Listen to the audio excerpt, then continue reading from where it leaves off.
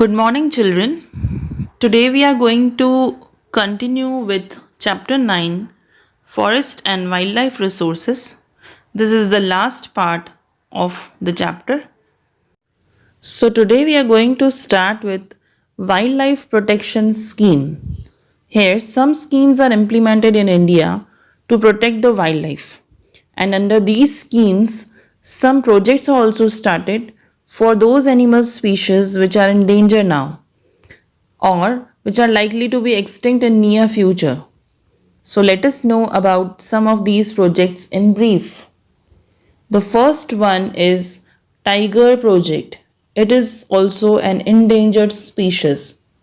Now, as per one research which was conducted, there were more than 40,000 tigers in India in the beginning of 20th century.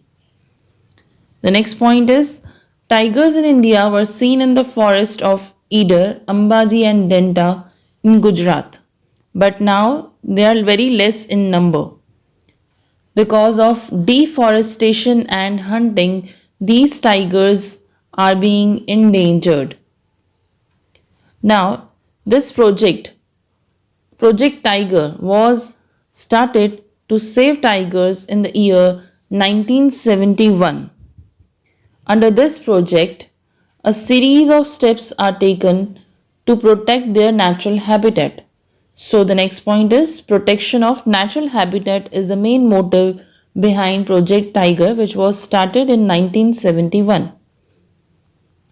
Also, it was started to maintain the ecological balance at national level, that is, to maintain the number. And it is implemented in about 44 regions. Now we can see that this project, the Tiger Project, is being implemented in about 44 regions. The next is Leopard, which is given on page number 71 in the category Things to Know. Now children, leopard belongs to cat family and it holds smaller stature. Stature means height compared to that of lion and tiger, because lion and tiger have more height as compared to leopard. Next is it is found everywhere in India and it is also found in dark black color. Here you can see the picture of leopard. It has spots on its body and these spots are not dots. These are like different spots, not similar to cheetah. So there is difference between leopard and cheetah. But due to less knowledge, or people unknowingly call it cheetah because they don't know the difference. And it also approaches human settlement area. It is often seen approaching human settlement areas. And it is also found in large number in Gujarat forest. So we can see leopard in large number in the forest of Gujarat. The next animal which is given in Things to Know on page number 71 is cheetah. Now cheetah is totally extinct from the forest in India. It is no more seen in the forest of India and it is found in Africa in its natural habitat. We can see cheetah living in its natural habitat in Africa. And it is only found in the captive states in zoo. It is kept in zoo in some states only in India. The next project which is given on page number 71 below cheetah is Elephant Project. Now Elephant Project was started in the year 1992 and its main objective was to provide elephants protection in their natural habitat. Also, it was started to protect habitats and their migratory corridors, that means from the places where they are migrating. Today, there are about 26 protection zones in India, and this project is being worked out still. Now, after the implementation of this project, there has been a constant increase in the number of elephants in the forest.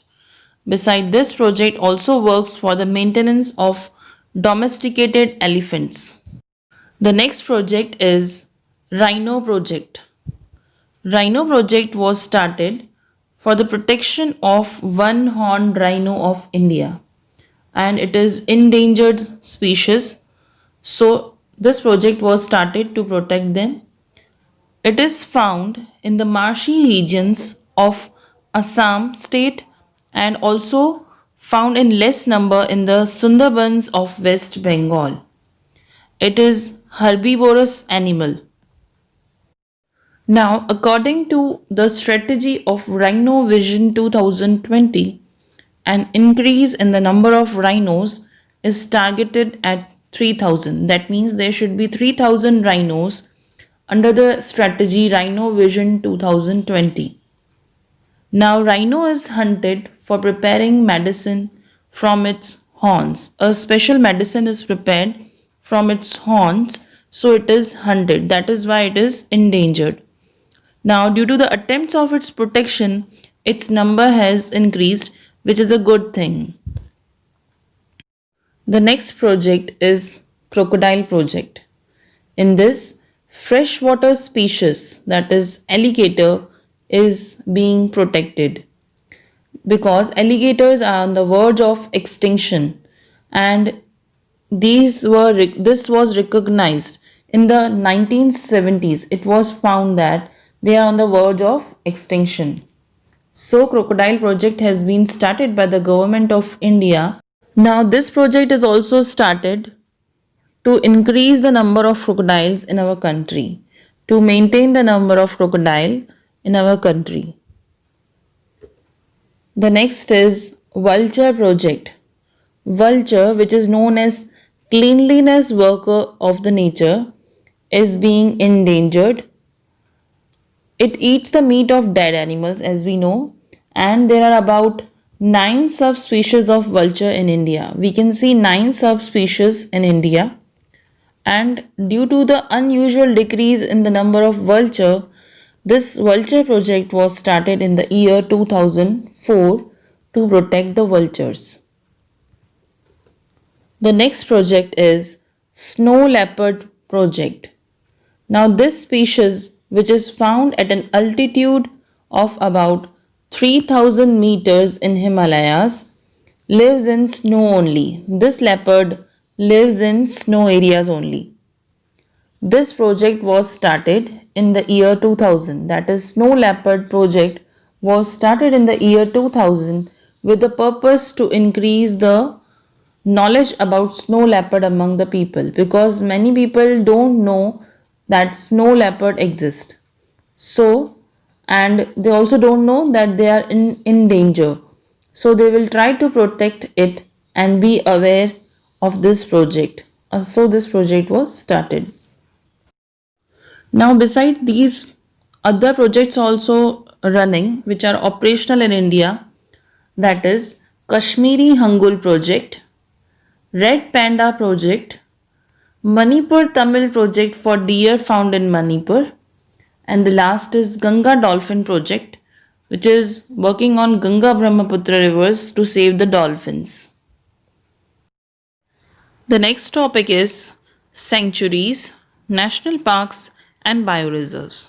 Now, why these sanctuaries, national parks, and bioreserves are made? These are made or established for the protection of wildlife, to protect some endangered species, to protect many wild animals, and many times vegetations also. These things are constructed by government. So let us understand what is sanctuary. Human activities are permitted within certain limit. Here in sanctuary, protection of some species, concentration is made on protection of some kind of species, and human activities are permitted within certain limit. Only in certain limit human beings can move.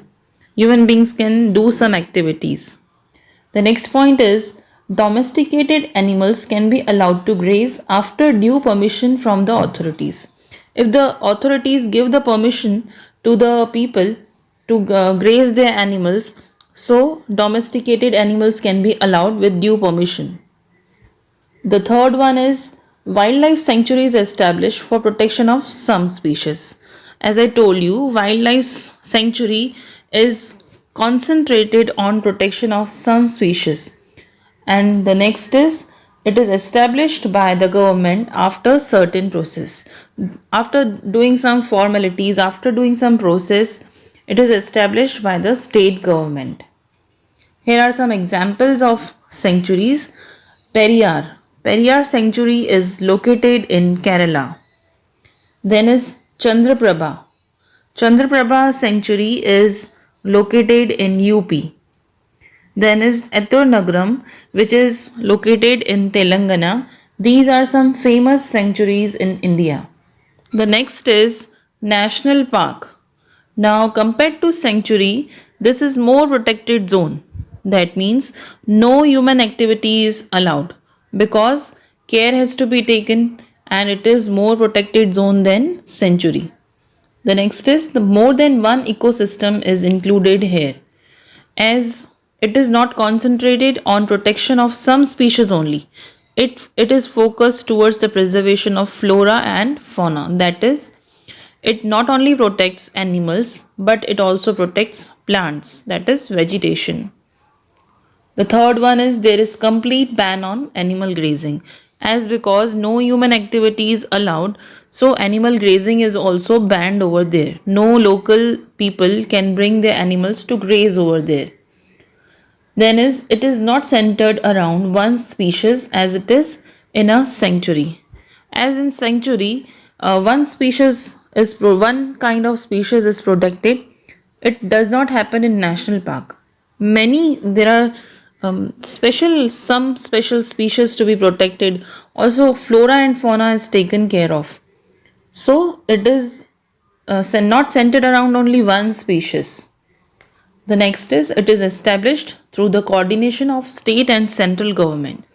Now it is established by both mutual understanding of both state as well as central government. Now some examples: Kaziranga National Park, which is located in Assam. Then is Corbett, which is located in Uttarakhand. Then is Velavdar, which is located in Gujarat. Then Marine National Park. Again, Gir is located in Gujarat. And Dachingam is in Kashmir. These are some important national parks in our country.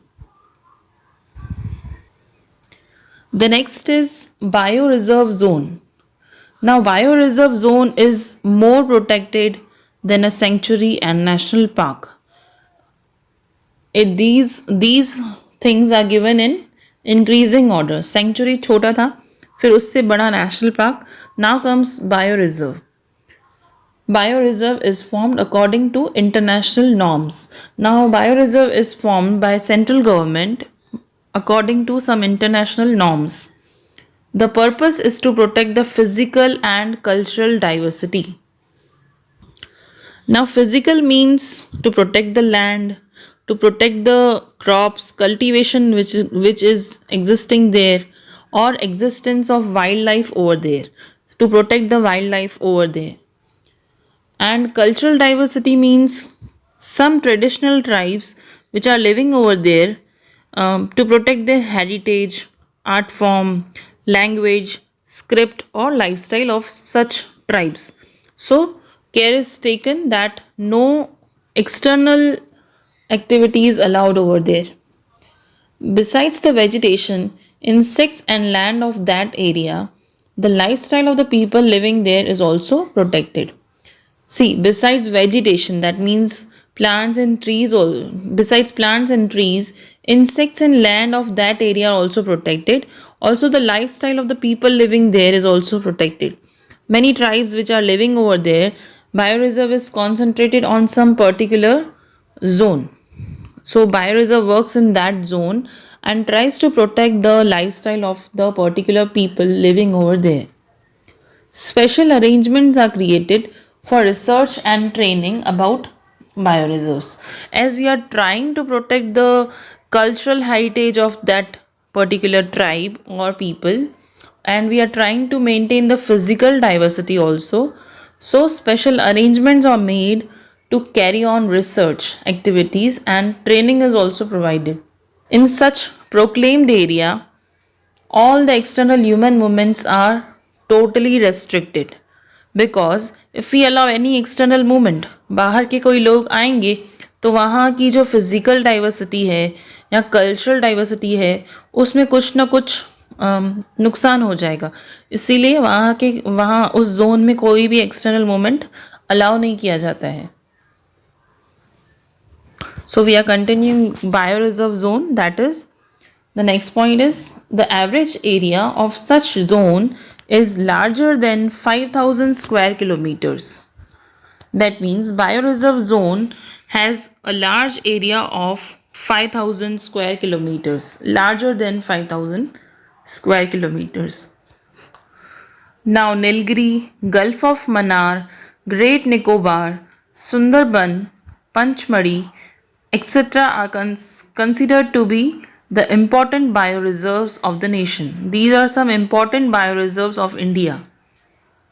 The Run of Kutch of Gujarat was declared as bioreserve zone in 2008. Run of Kutch is an important bioreserve zone and it cannot be neglected that Run of Kutch is not a bioreserve zone as it was declared in 2008 for the protection of its special environmental conditions, because Run of Kutch has some special environmental conditions due to which it is declared as bioreserve zone.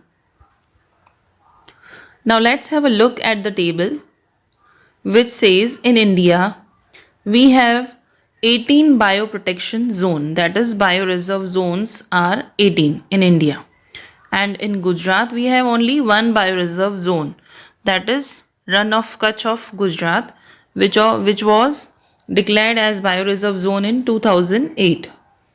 Coming to national park, in India we have 103 national park and from them Gujarat has 4 national parks. Sanctuaries now. India has 531 sanctuaries while 23 are there in Gujarat. So, sanctuaries, national parks, and bioreserve zones are specially made to protect the wildlife species and vegetation also. Developmental process is inevitable. It is very necessary to develop, but it is also necessary that we keep in mind all the ill effects, that is dangers on the entire life system while planning. So we should have a friendly approach with the environment and we should try to protect the wildlife species which are being endangered. Coming to things to know. Henotro. Henotro, a special animal, is given on page number 73. Now this animal lives in the arid and semi-arid regions having alkaline forest, that is salty forest. The desert land is alkaline. This animal lives in desert regions and grasslands, desert or semi-desert area. It lives in the greater and smaller Run of Kutch of Gujarat. In Gujarat, we find this animal in Run of Kutch, then is Bani and in Narayan Sarovar sanctuaries. This animal is also found in Bani and Narayan Sarovar sanctuaries. It can be identified as it is slightly taller than a fox and has fleshy round mouth and has high ears. The next is it hunts smaller birds and animals. Its existence can be known by its footprints. It always hunts smaller birds and animals, and its existence means if you see the footprints you will come to know that here this animal lives. Look into the picture. Here Henotro is shown. The next is dugong. This is an aquatic animal which is seen in very small numbers. It is rarely seen and along the western sea coast of India. We can see it on the west coast of India. Besides this, it is also found along the sea coast of East Africa. We also see it on the sea coast of East Africa, Southeast Asian sea coast and northern coast of Australia. Seagrass and vegetation is its main food. It feeds itself on seagrass and vegetation, but occasionally it also eats aquatic animals. That is, it sometimes eats aquatic animal. The next is it is widely hunted for its meat and fat.